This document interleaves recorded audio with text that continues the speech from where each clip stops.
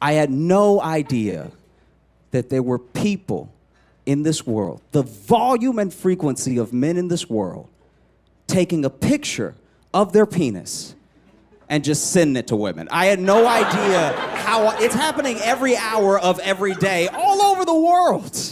They didn't ask for the picture. They don't want the picture, and they can't unsee the picture, you know? But I found this out because it hit close to home.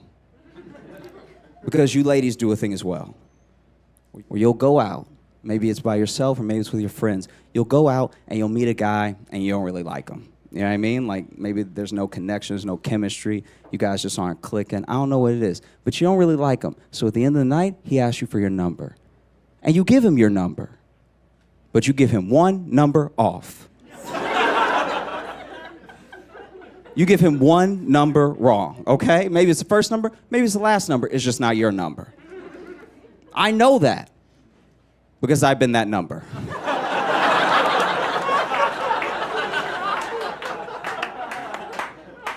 For a period of 6 months, there was some random woman out in the world giving strange men my number. And for a period of 6 months, I was receiving penises in my phone. It was terrible. I'd wake up in the morning, thank the Lord for a new day. And then I'd do what we all do. I'd roll over and I'd check my phone. See what's going on in the world. See who's thinking about me.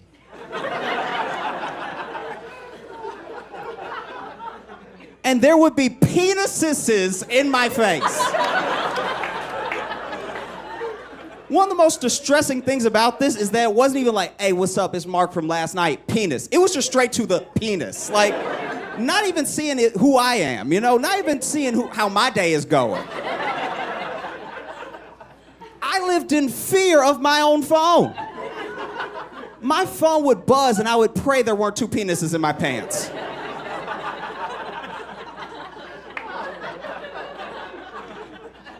It was so many that honestly I had to figure out what the plural for penises was. And I decided on penises. But I think I've got to stop. I think I got to stop. And this is actually a tip for you ladies if you want to use it. If you want men to stop sending you unsolicited pictures of their penis, all you need to do is what I did, which is send a picture of a penis back. They will not know what to do. They'll be terrified. No one is less prepared to receive a picture of a penis than a man that just sent a picture of a penis to what he thought was a woman. They'll be terrified. There's actually one where if you look at the text chain, it's just a picture of a penis, a picture of my penis, and then him going, Stephanie?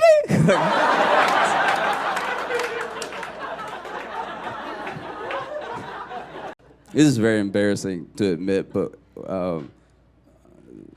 when I was a kid, all the way up until like young adulthood, I thought that I could see the future.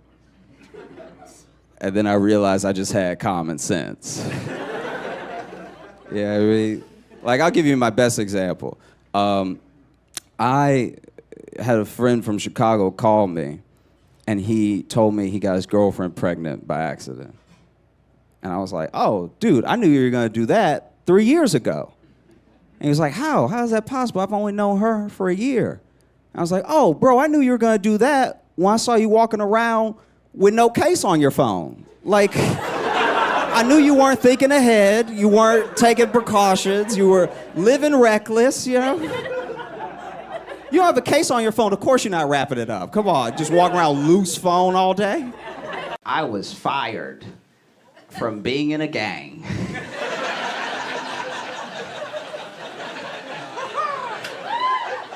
They kicked me out because I was too positive.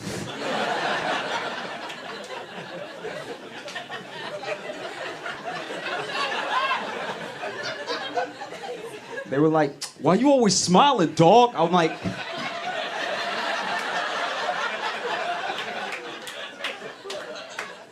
I I mean, none of us are dead or in jail, and we're a gang.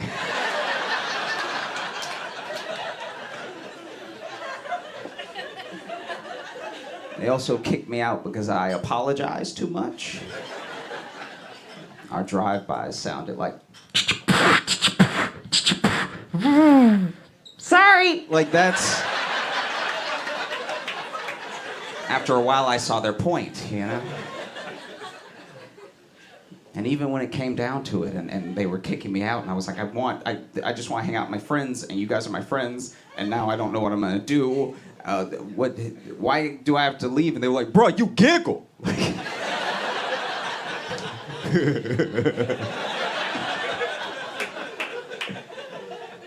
You just like a bad influence, dog. You know what I mean? Like, you over here bringing in puppies and lemonade and like...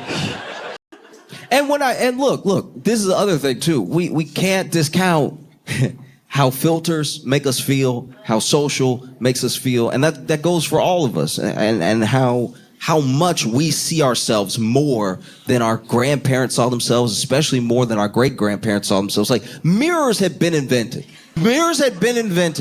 But you didn't really see yourself 24/7 like you're capable of now. Like our great-grandparents didn't have a phone to try to take a picture of their friend that they lifted up, that the phone then betrayed them and was on selfie mode way too close to their face. So close to their face. No one should have to see their face that close. That's not how we were made. Even when you look in the mirror, you don't go nose to nose with the mirror. No one should see us that close. I feel like that thing, when you're this close, this is crazy. I once opened my phone, went to take a picture of my friend, and scared myself. Because I wasn't expecting to see me. I had already imagined what the picture would look like. So when I saw me, I was like, oh, geez. And then I realized that this close,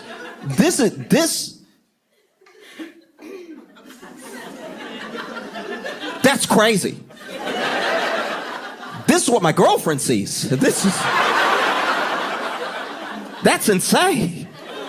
No one should see you this close. I feel like this and how we look when we're this close to our face is probably why we close our eyes when we kiss.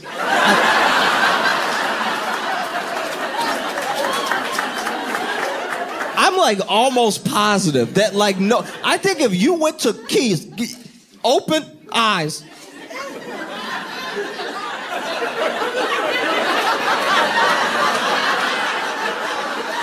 I think making that type of eye contact, one of two things happens. You decide not to kiss, or one of you explodes. There's no way that anything else happens. I got stopped by TSA one time. This is very embarrassing. It's terrible. I got stopped by TSA. They flagged my bag, and the whole time, they asked the questions, anything sharp, anything like I should be aware of? I'm like, no. And this time, I was genuinely mystified at what they could, because I didn't pack any merch. I didn't pack, I literally just had clothes in there. I think even my toothbrush and stuff was in my backpack, not my suitcase. And so I was like, no, I'm like curious with them. And then sometimes when you get stopped, you can see the screen, and sometimes you can't. Sometimes they're very secretive, and they press the screen. I didn't know it was a touch screen. Press the screen.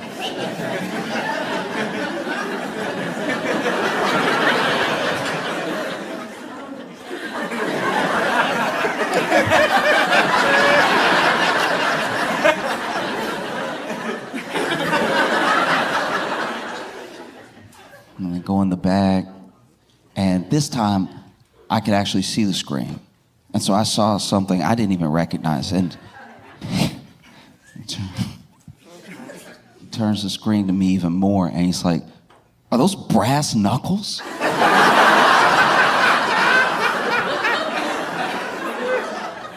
And I was like, sir, I don't own brass knuckles. And he's like, then what am I looking at here? Like, what is this? And now I'm freaking out a little bit because this is like the most someone's really like interrogated me at TSA. And I'm like, if it's in the bag, it's yours.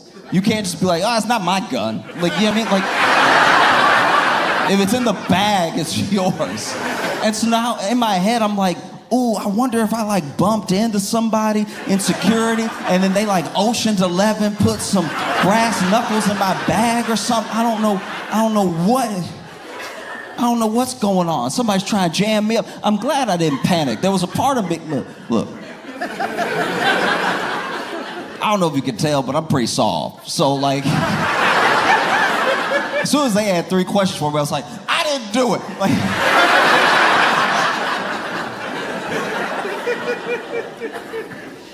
and so